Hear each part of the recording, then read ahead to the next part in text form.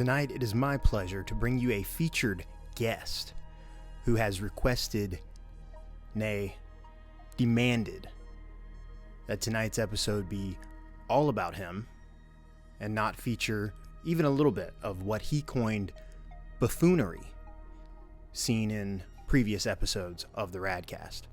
So without further ado, here is Jet Dade tonight with my special guest, TrevorOutlaw.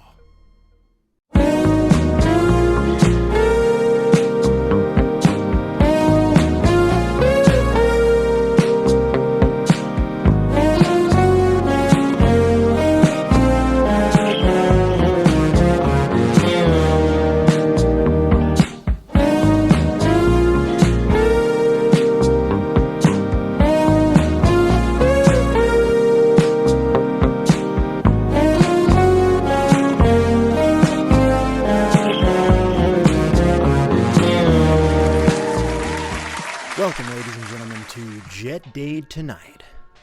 We're going to get right into it here. I've got a very special guest, professional wrestler extraordinaire, TrevorOutlaw. Trevor, how you doing tonight? I would normally say I'd be doing a lot better if I got a better introduction than that. But to be honest with you, with all these interviews, I do so many subpar introductions. But you know what? I think you did a good job of putting me over. I'm going to give you like a 6.7 out of 10 on that one. So still passing, but you know, you've got some work to do. I think maybe if you take a trip back over to the Orient, you can really sharpen up your skills out there. Do you have any tips on how I could improve my introduction if you were to be so kind as to come back onto the show someday? You know, you just got to have a lot more enthusiasm, you know, maybe some fireworks, you know, maybe have, what's his name? Like Bruce Buffer or Bruce Banner, whatever the hell. I don't know. In Trevor Outlaw's world, nobody gets a perfect 10 besides Trevor Outlaw. So, I mean, I think the best you can do is probably like an 8. But we'll get there. We'll get there. You know, if you want more of my time, you want another interview, my rate's going up, brother. So, well, hey, now, 8 out of 10, that's a solid 80%. That's a B. You know, B's get degrees, and so do C's for that matter. I've got to ask, have you seen the movie Ready to Rumble? What do you think of it?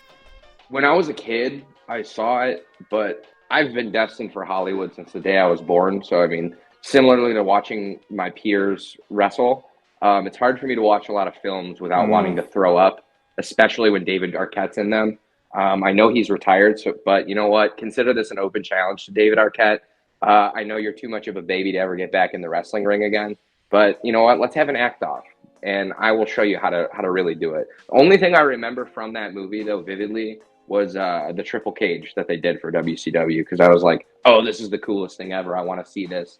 And now that I wrestle, I'm like, ooh, that looks really dangerous. There's not enough money in the world that could get me to do that. I mean, maybe Tony Khan could shell out like a couple mil for me. Maybe if, you know, whoever's running WWE at the time that this comes out, you know, if they want to throw me a couple mil, I'll consider it. But I mean, you got to give me at least 2 mil to even think about it, let alone do it. So I've got to say, you really went in on David Arquette. I mean, that was absolute disrespect for that man's entire being. So with your Hollywood aspirations and your future film endeavors, no doubt, being cinematic masterpieces, are you even able to look at a film and say, yes, that's my favorite movie, or that's an absolute perfect film? Or does everything just kind of pale in comparison to what you assume you'll be doing in the very near future? You know, I go back and forth. I think with it being so difficult to watch real life actors perform, because most of them are just ugly as all hell, not enough leopard print in films, I'd have to say The Lion King might be my favorite movie. Or Bambi. Only the introduction of Bambi, because it's like we're hot starting with a death right off the gate. Like, you thought you were going to see some cute deer? Nah, mama's dying right off the back. I like things like that. I don't advocate for real animals dying, just cartoon animals. It's funny. Trevor, I must say that's deeply disturbing. However, on to the next segment. There have been numerous famous TOs throughout the history of mankind. I'm going to rattle off a few famous TOs, and I want you to tell me how you think you stack up against them. I mean, I already know the answer to this, but throw them at me. Pat Benatar up in here. Hit me with your best shot. That's a great song. All right, first up, Terrell Owens. Trash. Second TO, Tito Ortiz. Hell of a vodka maker. I'll put him up at like 3.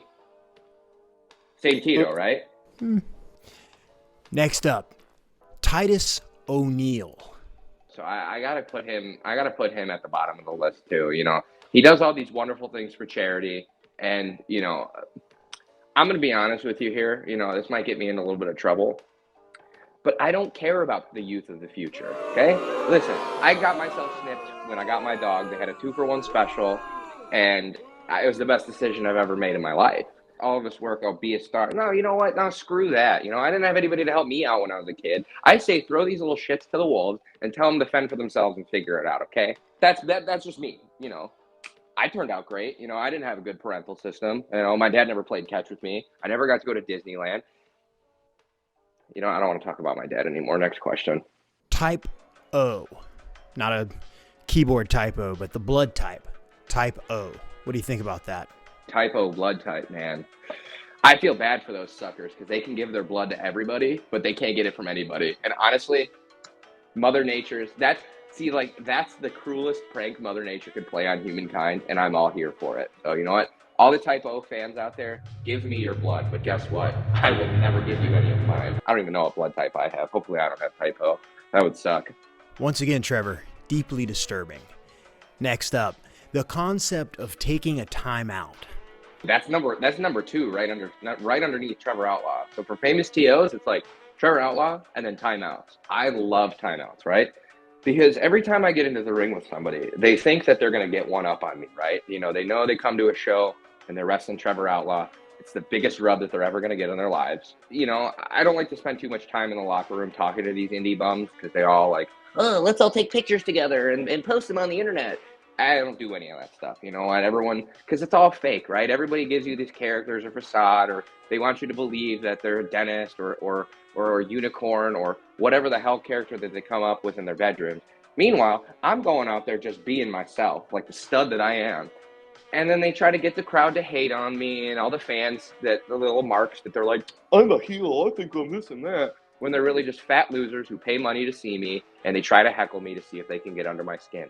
And what happens every time? Nothing. Because when someone tries to get me worked up, okay, so I'm going to roll out of the ring. I'm going to take powder, baby, take a quick powder, get a nice little timeout ski in, recalibrate myself, let that fat ass know to sit down and eat his popcorn, let the person in the ring know that I've got until 10 so he can back that ass up. And then I get back in the ring and then I get ready to do my business. And they're all rattled from it. I take the timeouts when they're on a roll, right? They think that they think they got me. No, you don't, because I'm always one step ahead.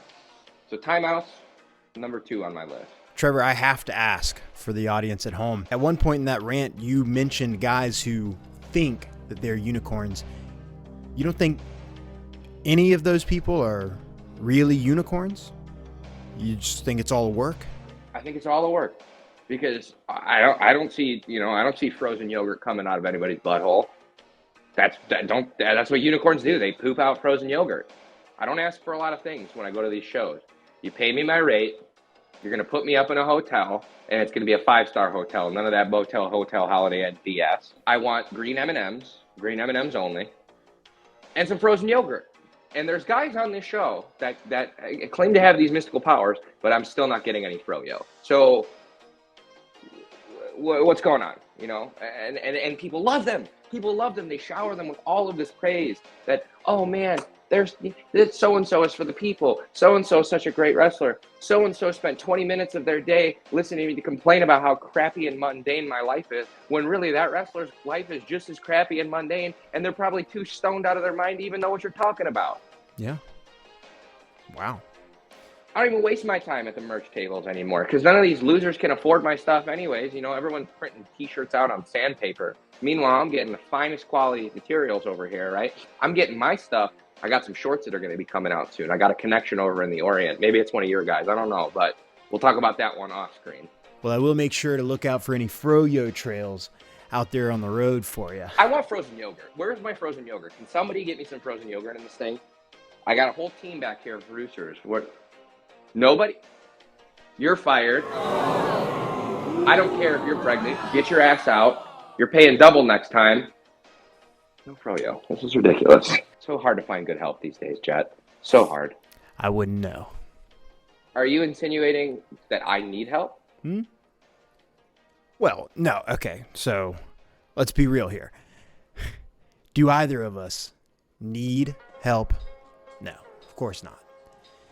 But the thing is, you have people throwing themselves at you, offering their services 24/7, all kinds of services, really. I don't have that luxury. I get 2, maybe 3 services tops. So. Oh man, some of these people, they're like, I got one of these losers to follow me around to be my cameraman, right? And I'm thinking, all right, I'm not going to pay this guy. I'll just tell him that the house is light. But I mean, I can't lie to the people. They know the house is never light when Trevor Outlaw's around.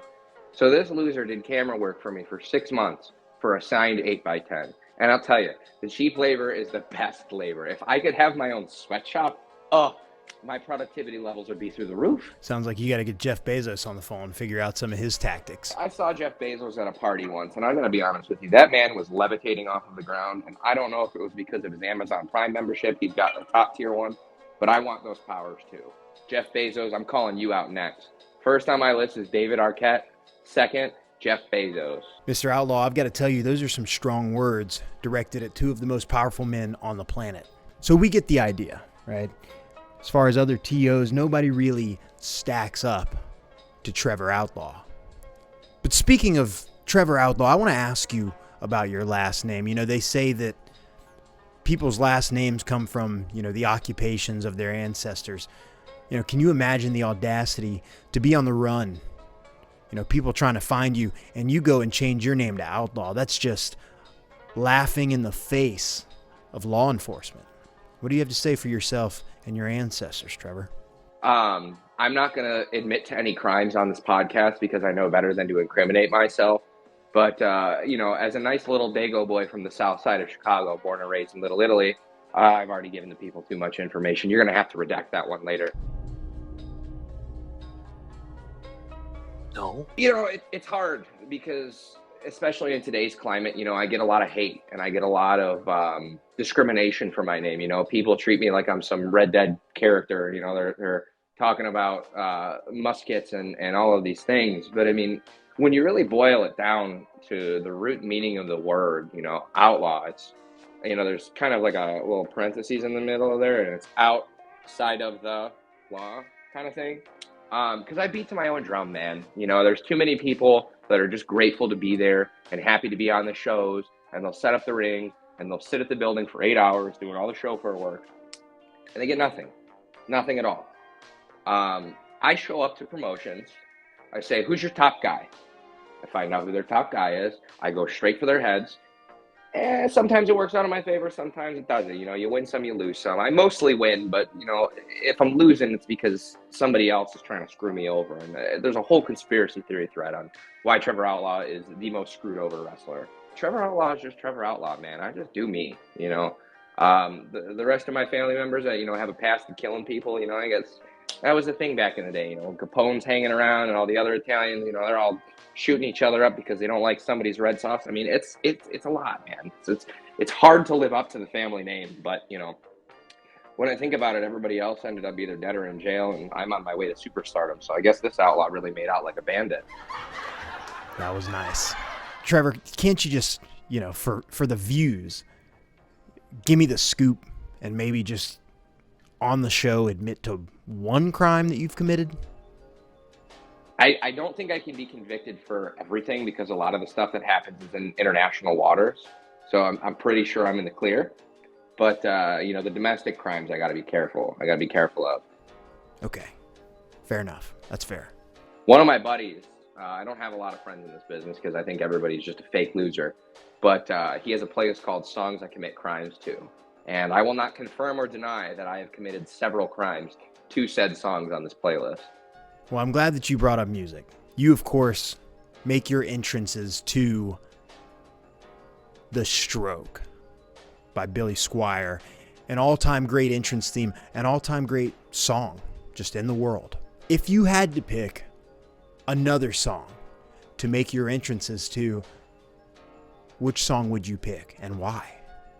Nothing. It's Billy Squier or nothing. I show up to these promotions and they're like, well, we've got TV production, and it's really just somebody with like an iPhone 6 that's no longer in use, just standing on a tripod. And they try to tell me that I can't come out to my own music. Well, I say kiss my ass, because you can call Mr. Billy Squire up, and he will tell you that Trevor Outlaw is the greatest wrestler to ever use one of his songs. Gun to my head, would I choose another song? I mean, first, naturally, my combat skills, I would reverse it and just beat the hell out of whoever put that gun to my head. All Star by Smash Mouth. Well, I may not be the sharpest tool in the shed, but I do know that that is an all-time great song. Now, Trevor, would you say The Stroke is your favorite song, or just the song that you prefer to come out to? And maybe let us in a little bit on what the sweet science is behind what makes a great entrance song versus what just makes a great song to listen to. It's hard, right? I almost want to say objectively nobody in the professional wrestling business has a better entrance song than I do. Sure, absolutely. But there is another wrestler, and I don't put people over normally, so this is a special thing. But I also want to fight this guy. Are you familiar with Brian Keith, the bounty hunter? Sure, absolutely. He is not only sponsored by Swishahouse, but he comes out to the song Still Tippin' by Mike Jones. Now, that might arguably be one of the greatest songs in rap history. Sure, absolutely. When you're trying to pick a song to walk out to, you don't just come out to, I Don't Care by Icona Pop, unless you're Trip Jordy, because Trip Jordy's a mark. Sure, absolutely. You just gotta be about the music, You gotta be able to resonate, I'm like a bad fart, right? I come into a room and there's just that lingering smell, right? And it's maybe onions and ketchup. I'm not too sure. It depends on if I was at Comiskey that day, chowing down on some glizzies and watching the White Sox lose because they suck this year. You got to find something that fits you, The song The Stroke, while a lot of people think it's about performing, dirty acts on yourself, that's just for the dirty-minded bastards that live in a gutter and just can't, be decent, wholesome people like me. Now, I've got to say, I've always considered The Stroke more of a song about medical awareness. How so? Well, he's just letting you know that strokes are very real and you should be aware. Afraid even. I guess that's true. I guess I should, I'm doing a public service to the people now. Oh, Trevor Outlaw's here. He's about to bless our show, this indie bum promotion. We finally have a superstar, and he's advocating for the health and wellness of all of us losers, What I was talking about with Titus O'Neil, he's doing all this charity work. I might have to take a look in the mirror and evaluate what I'm doing, because I think I'm doing a lot of charity work. I mean, I should at least get a tax write-off from this or something. Well, Trev, I've got to ask a very tough and serious question. Who is your most annoying wrestler? Trip Jordy, bar none. So I got hurt by the hands of Matt Nix. He is the creator of freelance wrestling. I really should be the one that gets credit for creating the place, because no one gave a crap about that place until I started walking through those doors. I was down and out because I was losing tens of thousands of dollars on bookings, merchandise sales, and all of a sudden I hear a knock on my door. And I open that door, and it is Brooke Havoc and Trip Jordy showing up to my house in the middle of winter, unsolicited. Like, they're soliciting me. I was trying to find a way to get them to maybe dump them in the Chicago River. I took them out to a couple of places, like, this might be a good place to dispose. But they're just too quick. I've had to move since. I'm in the new Rude residence right now, and from an undisclosed location. But the most annoying wrestlers are definitely Trip Jordy and Brooke Havoc. I tell you, I got to wrestle Trip Jordy in the semifinals of the Young Lions Cup. Unfortunately, I had to tag with him in the first round, and I just beat the hell out of that kid. I chopped him so hard I made his chest bleed. Oh, man, that was like the highlight of my day.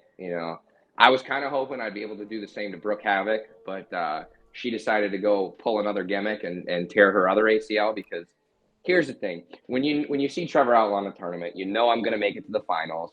And she would have found her way to schmooze her way up to the top. Everybody loves Brooke Havoc. And I would have just beaten the bricks off that girl, right? Like, ring the bell, and I just kick her square in the face. But she decided, I'm going to jump off of a turnbuckle and tear my ACL. And then shortly after, Some would like to say the same thing happened to me, but I would like to blame an unsafe working environment because freelance wrestling fans are disgusting, rowdy people. It's in the north side, so they're mostly Cubs fans. There's booze all over the place. You know, I took Matt Nix out, and then I hopped down and I slipped because of these fans. And then I tear my ACL, and she tried to say that, you know, I got what I deserved and it was poetic justice, but I couldn't disagree more. I think that's the farthest thing from the truth. I think what happened to me was a travesty. I think what happened to her was good for business. You know, I think Brooke Havoc not wrestling is great for business. I think what's even better is Trip Jordy getting his ass beat. So, anyway, winding down here, Trevor Outlaw. It's been an absolute pleasure. I'm sure you would say the same. Yeah, the pleasure's all yours, man. Absolutely.